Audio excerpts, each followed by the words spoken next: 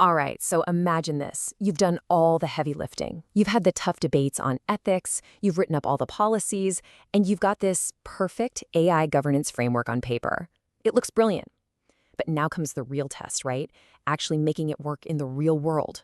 That, my friends, is the implementation gauntlet, and it's exactly what we're tackling today. Now, before we really get into it, just a quick heads up. This is part 13 of our 15-part look into a really deep research report from Virtualization Options LLC. So as you can probably guess, we're just scratching the surface here.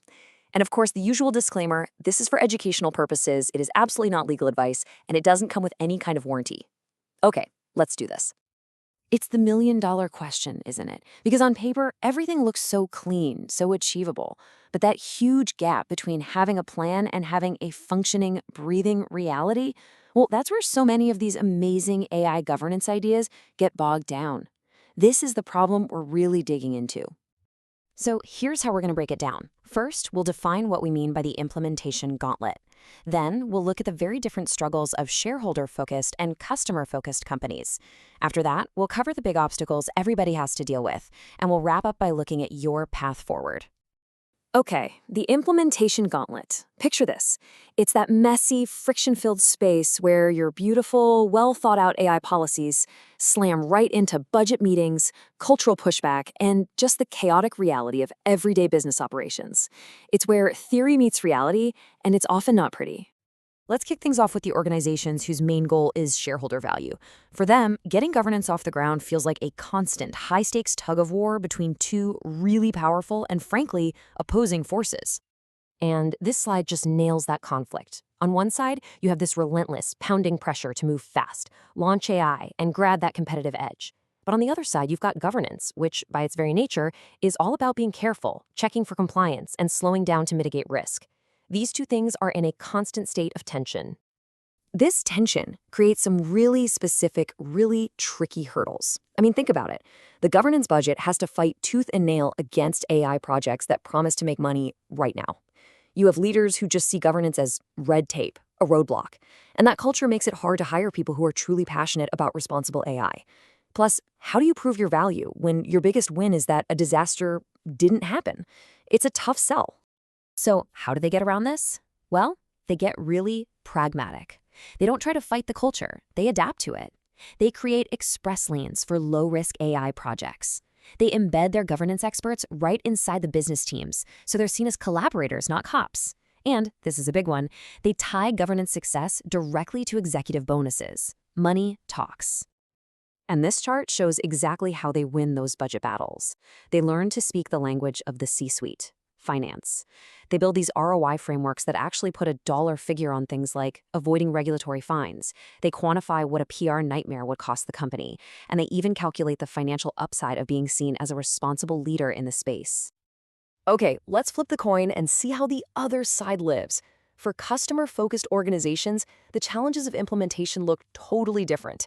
For them, the struggle is all about balancing their absolute commitment to customer trust with the fact that the market clock is always ticking. You can see their core conflict right here. Their whole identity is built on this really deep, comprehensive, values-driven governance. We're talking extensive meetings, rigorous testing, the whole shebang.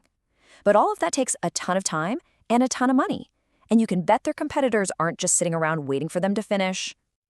And this leads to a whole different set of problems. Trying to make every single stakeholder happy can lead to complete paralysis.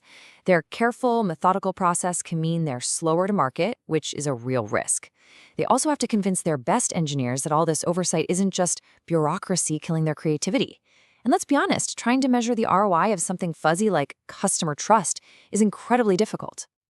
So their solutions are all about walking that tightrope, making their robust process more efficient without losing its soul. They bring in agile methods to speed up the review cycles. They triage their stakeholder meetings so the really deep consultations are saved for the highest risk decisions. And crucially, they build sophisticated systems to finally draw a clear line between strong governance and customer loyalty. And this quote really gets to the heart of it. It's a massive cultural shift.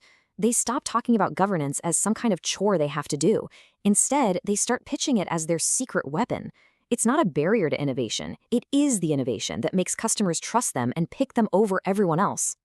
So we've seen these two very different playbooks, but some challenges are just so baked into the AI landscape right now that it doesn't matter what your philosophy is. Every single organization has to figure out how to jump over these hurdles. There are three really big ones. First, the tech itself is just so complex that a lot of leaders don't understand it well enough to provide real, meaningful oversight. Second, the laws and regulations are a moving target. They're changing all the time, all over the world. And finally, trying to make sure your third-party vendors and their AI systems live up to your standards, that's a huge, ongoing struggle for everyone. So, what's the big takeaway here? It's that how you decide to implement your AI governance isn't just some minor detail you figure out at the end. It's one of the most fundamental strategic choices your organization is going to make. And this really is the bottom line.